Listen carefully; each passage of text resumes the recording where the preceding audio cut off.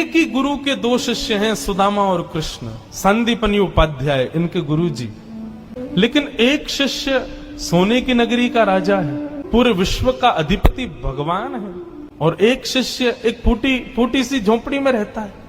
एक बार संदीपनी विद्यालय में जब कृष्ण सुदामा पढ़ते थे, तब भृगु ऋषि पधारे, सबसे क्रोधी ऋषि, और आकर के गुरु माँ से भिक्षा मांगी। माते भिक्षाम देही, माता भिक्षा प्रदान करो। माँ ने मन में विचार किया कि अभी सामग्रियां तो इतनी नहीं कि मैं भिक्षा दे सकूं। मना कर दिया, बोले भगवान आप कल आ जाना, आज तो भिक्षा के लिए सामग्री नहीं है, शाम को जब आ जाएगी तो कल आपको प्रदान कर दूंगा। अब भृगु ऋषि तो क्रोधी, उनको तो जब मांगे तब चाहिए। नेत्र बंद करके उन्होंने ध्यान लगा करके देखा, क्या इतनी बड़े गुरुकुल की रसोई में कुछ भी नहीं है। तभी उन्होंने पाया कि वन जाने वाले बालकों के लिए पोटली में मैया ने चने रख रखे हैं, कि जो बालक वन में जाएंगे, पुष्प तोड़ के लाएंगे, लकड़ी तोड़ के लाएंगे, वो चने खा लेंगे वन में जाएंगे तो। उनके लिए चने रखे थे। भृगु ऋषि बोले बालकों की ज्यादा चिंता है, एक ऋषि द्वार पर आया उसकी चिंता नहीं है। थोड़ी दूर जाकर के अपने कमंडल के जल से श्रापित कर दिया, जो भी उन चनों को खाएगा वो लक्ष्मीहीन हो जाएगा, उसके जीवन से लक्ष्मी चली जाएगी, वो निर्धन हो जाएगा। जिस समय भृगु ऋषि श्राप दे रहे थे, सुदामा जी वहीं एक वृक्ष के पीछे बैठ करके कुछ पुष्प तोड़ रहे थे। जैसे ही श्राप दिया, सुदामा जी पहले तो चाहते थे कि मैं जाकर के ये संकेत कर दूं कि भाई उन चनों को मत खाना, उनको शाप लगा है। लेकिन तभी गुरुकुल जाते समय देखा कि सामने से अपने दोनों कमर पर पोटलियां बांध करके कृष्ण चले आ रहे हैं। सुदामा जी बोले लाला कहाँ जा रहे हो? बोले आज तोकू और मोकू वन में जावे की सेवा मिली है, मोए और तोए वन से पुष्प और तुलसी तोड़ के लानी है, लकड़ी तोड़ के लानी है। चल देख, गुरु मैया ने वन में खावे के काजे चना भी दिए, दोनों प्रेम से पाएंगे और प्रेम से वहां से बढ़िया सब कछु लेके आएंगे। आज बालकन में हमारो नंबर आया हो वन में जावे को। सुदामा जी की नजर पोटलियों पर पड़ी, बोले कन्हैया कहीं खा नहीं ले, फेंक देंगे तो कहीं अंकुरित होके वृक्ष बन गए, कोई भी खाएगा तो लक्ष्मीहीन हो जाएगा, मेरो कन्हैया खा लेगो तो लक्ष्मीहीन है जाएगो। सुदामा जी जिद करने लगे, बोले सुन तू बाकी के सामान रख अपने पास, ये पोटली मोह दे दे मैं बांधू अपने कमर पे। ठाकुर जी बोले क्यों, मैंने बांध तो रखी। बोले तेरो भरोसा ना है, तो को भूख लगेगा तो मेरे बटके ने खा जाएगो, मोकू दे, जब भूख लगेगी तो दोनों बांट के खाएंगे। और जिद करके सुदामा जी ने दोनों पोटली अपने पास रख ली। वन में वृक्षों की लकड़ी तोड़ रहे हैं, पुष्प तोड़ रहे हैं, फल तोड़ रहे हैं। सुदामा जी मौका ढूंढ रहे हैं, कब मौका मिले मैं भागूं, एकांत में चने खा लूं। तभी जोर की बारिश होने लगी। बारिश के कारण ठाकुर जी तो एक वृक्ष के नीचे जाकर के खड़े हो गए। अरे आजा सुदामा, यहीं खड़ो है जा, बहुत वर्षा है रही है। पर सुदामा जी एक बगल में एक और विशाल वृक्ष था, उसके ऊपर चढ़ गए, डाल पर जाकर के बैठ गए। वर्षा हो रही थी, ठाकुर जी एक वृक्ष के नीचे खड़े हैं, दूसरे वृक्ष के ऊपर सुदामा जी बैठे हैं। सुदामा जी बोले यही सही समय है, और पोटलियां खोल करके सुदामा जी खाने लगे। ठाकुर जी ने देखा, ए सुदामा मेरे उचना है में खा मत जाइयो, रुक जा, बरसा रुकंद मैं हूं, आ रहा हूं ऊपर। लेकिन सुदामा जी के नेत्रों से आंसू गिर रहे हैं। बोले लाला तू सदा प्रसन्न रहे, मेरे बट की लक्ष्मी भी तेरे पास आ जाए, तेरे जीवन में कभी कोई कष्ट नहीं आवे, मेरे लाला को कभी रोनो नहीं पड़े, कभी उदास नहीं हो, कभी दुखी नहीं हो, यही मेरी मित्रता को उपहार में अपने कृष्ण को देना चाहूं। और उपहार के रूप में सुदामा जी ने मानो अपने जीवन में प्राप्त होने वाली समस्त लक्ष्मी भी श्री कृष्ण के चरणों में पधरा दी, और दोनों पोटली के चने स्वयं सुदामा जी खा गए। द्वारिकाधीश कृष्ण उस दिन तो सोच रहे थे कि सुदामा तूने एक बार भी विचार नहीं किया कि मेरे भी चने थे उसमें, पा गया। सुदामा जी क्षमा मांगने लगे, बोले माफ कर दे लाला, भूख ज्यादा लगी हमारे, खा गए हो, लेकिन वास्तविकता कौन जाने। सुदामा जी महाराज फटी टूटी झोपड़ी में रहते हैं, उधरी हुई धोती पहनते हैं, अन्न जल का तो कोई ठिकाना ही नहीं है, ऐसे घर में रहते हैं। पत्नी बोली द्वारिकाधीश आपके मित्र हैं, आप जाते क्यों नहीं कभी उनसे मिलने? सुदामा जी बोले कहीं मेरी दशा देख करके कोई ये ना सोचे गरीब है, भिखारी मांगने आया, इसलिए मुझे अजीब लगता है। और दूसरी बात ये कि मैं कृष्ण का सखा हूँ, अब कृष्ण तो बढ़िया राजकीय वेश में रहता है और मैं ऐसे रहता हूँ, कोई मुझे देख करके कहीं ये ना सोचे ये कैसा सखा ठाकुर जी का, इसलिए मुझे लगता है कि मैं यहीं से ही उनको भज लूं, उनके पास ना जाऊं। सुदामा जी की पत्नी ने सौगंध दे दी, तुम्हें मेरी सौगंध है, जाओ द्वारिकाधीश से मिलके आओ। पत्नी की सौगंध मान करके सुदामा जी आज विचार करने लगे, जाऊं? कृष्ण ये तो नहीं सोचेगा कि कहां से आ गया, कुछ मांगने आया है। कृष्ण तो नहीं सोचेगा, लेकिन उसकी पटरानियां, उसके राज्य के लोग, महामंत्री आदि, ये सब तो नहीं सोचेंगे। सुदामा जी को बहुत संकोच हो रहा है, लेकिन पत्नी की सौगंध है तो निकल पड़े। पत्नी ने 4 घरों में जाकर के अलग अलग एक एक मुट्ठी चावल लिए, जानबूझ। क्यों?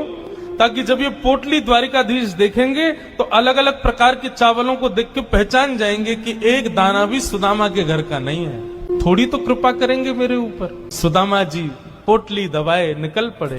सुदामा जी महाराज धीरे धीरे चल करके द्वारिका की ओर जा रहे हैं। चलते चलते महीनों बीत गए सुदामा जी को। तभी एक व्यक्ति से बोले, भैया द्वारिका नगरी कितनी दूर रह गई है अभी यहाँ से?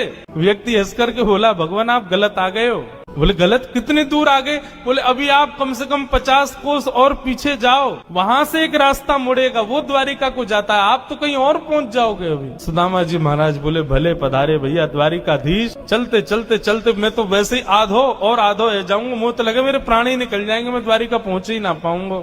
अब लाला तू वैसे तो हमारे हृदय में बैठो है, चल के तो हम पता ना कब पहुंचेंगे, लेकिन लाला तेरी अगर इच्छा हो तो तू ही बुला ले अब मुंह को। और ऐसा कह के सुदामा जी वहीं एक वृक्ष के नीचे लेट गए। जैसे ही लेटे थोड़ी बहुत देर में ही उनको थोड़ी ध्वनि सुनाई देने लगी। नेत्र खोल करके देखा, सोने की नगरी है, चारों ओर जय श्री कृष्ण जय श्री कृष्ण जय श्री कृष्ण नाम की ध्वनि आ रही है।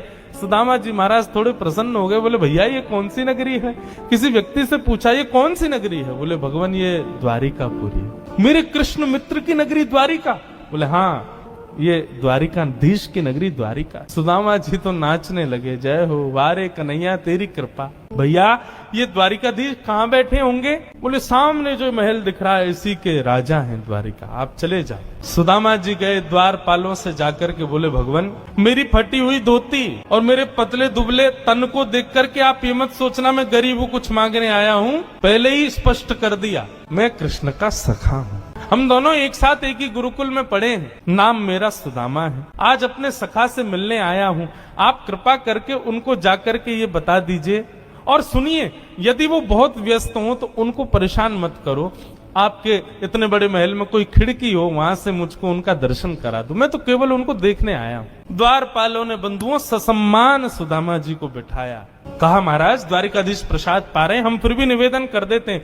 भीतर जाके द्वारपालों ने जैसे ही बताया, द्वार पर आपके सखा आए हैं, बचपन के मित्र हैं, नाम उन्होंने सुदामा बताया है। सुदामा नाम सुनते ही भगवान खा रहे थे, खाते खाते रुक गए। बोले क्या नाम बताया? बोले सुदामा।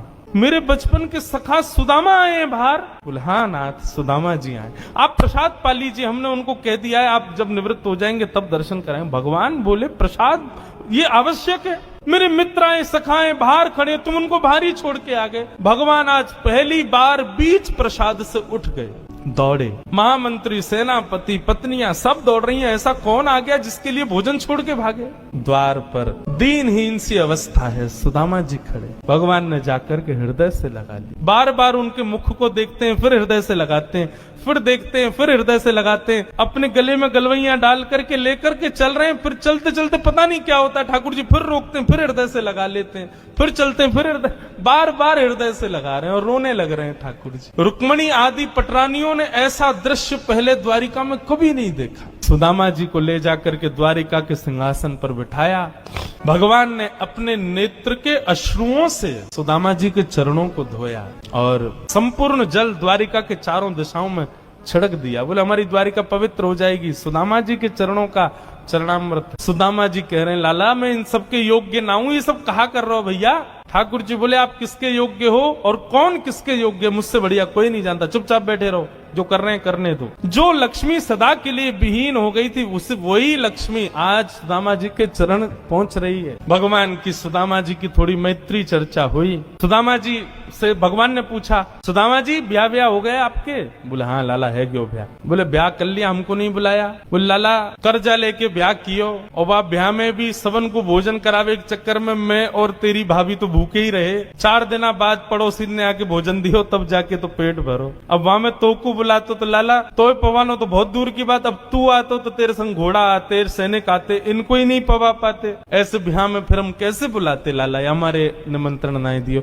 मेरी छोड़ लाला, तू बता तेने ब्याह कर लियो? भगवान बोले हमारे ब्याह की मत पूछो, जैसे आपका ब्याह बताने लायक नहीं ऐसे हमारे ब्याह भी बताने लायक नहीं। बोले नहीं नहीं लाला बता ब्याह भयो कि नहीं? भगवान बोले हो गया। अच्छा भाभी कहाँ है? चलो मिलवाएं भाभी से। बोले यहीं बुला? तो बोले नहीं बड़ी जगह चाहिए भाभी से मिलने के लिए। बोले क्यों? बोले अब चलो पता चल जाएगी। विशाल एक सभागृह था, सुधर्मा सभा, और उसमें महाराज असंख्य जहाँ तक देखो भगवान की पत्नियां खड़ी हैं, घूंघट सिर पर रखा है, इतनी सारी माताएं बहनें दूर दूर तक सिर दिख रहे हैं, लाल लाल साड़ी पहने भगवान की सब पत्नियां। सुदामा जी बोले द्वारिका की सब माताएं बहनें दर्शन करने आ गई महात्मा का। सुदामा जी बैठ गए, भगवान ने इशारा किया आओ एक एक करके सब प्रणाम करो। मैं रुक्मणी प्रणाम, देवी चरसो भाग्यवती रहो। मैं जामवती प्रणाम, देवी चरसो भाग्यवती रहो। मैं सत्यभामा प्रणाम, देवी चरसो भाग्य। मैं कालिंदी प्रणाम, देवी चरसो भाग्यवती रहो। मैं भद्रा, मैं लक्ष्मणा, सब प्रणाम करती हुई 500 पत्नियां प्रणाम कर गई भगवान के। जब 1000 पत्नियां प्रणाम कर गई, ठाकुर जी खड़े खड़े देख रहे थे। सुदामा जी बोले लाला यहाँ पे आइयो, कितनी और हैं अभी? भगवान बोले 16,108। अच्छा लाला ये सब अपनी है? भगवान बोले हाँ सब अपनी। वाह लाला तेने इतने सारे ब्याह किए, 16,108। अरे भैया हमें एक में ही बुला ले तो हम भी आ जाते मालपुआ खावे। हमने एक कियो वहां में नहीं बुलाया, तू नाराज है क्यों? तेने इतने सारे के एक में ही बुला ले तो।